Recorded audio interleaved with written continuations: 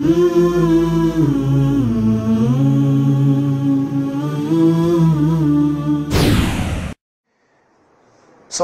the one that intrigued me, that caught my attention the most, was of my most beloved story in the Bible, and that was of David and Goliath.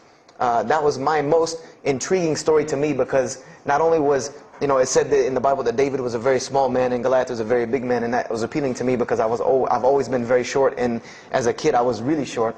So, I said this was a very beautiful story to me, just in its prose and in its concept of overcoming. And so I started to read about David.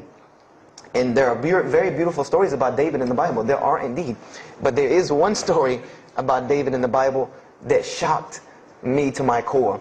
And it's a story about three people. There's three people in this drama: David, Bathsheba, and Uriah. And it says that David saw this woman named Bathsheba. And she was one of the most beautiful women of her time.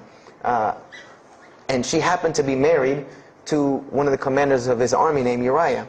But David on this day decided that he was not able to resist his temptation to be with this woman Bathsheba, so he did.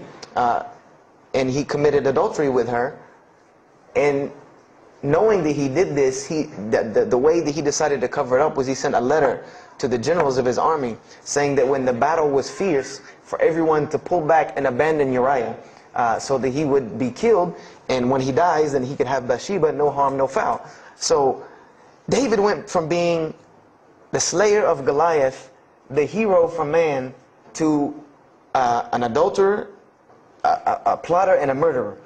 And so this is when I really caught myself and said, hold on now, something's wrong here, something's got to give. I said, because to me, God's prophets in my mind were people of example, people who I could follow as an example, someone who was supposed to be the best of us, so that we could follow them and emulate them.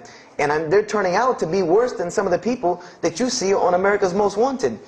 David is somebody that, if I only knew this about him from the Bible, I see him coming down the street, I'm going the other way and calling 911, because he has to have a warrant out on him for something.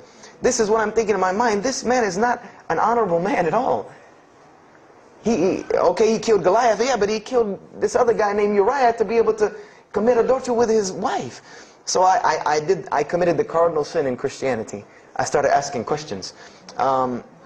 This is the one thing you do not do in Christianity, is you don't ask questions, especially not about issues like this. So I went to my pastor and I started asking questions. What's going on here? Pastor, there's a very bad recurring habit about these men in the Bible. What is the deal here? And I remember he told me the same thing that almost every pastor or every evangelist or anyone I talked to about this, same answer, almost like it was programmed. They would put their hand on my shoulder and say, Brother Joshua, don't let a little bit of knowledge wreck your faith, because you're not justified by knowledge, you're justified by faith.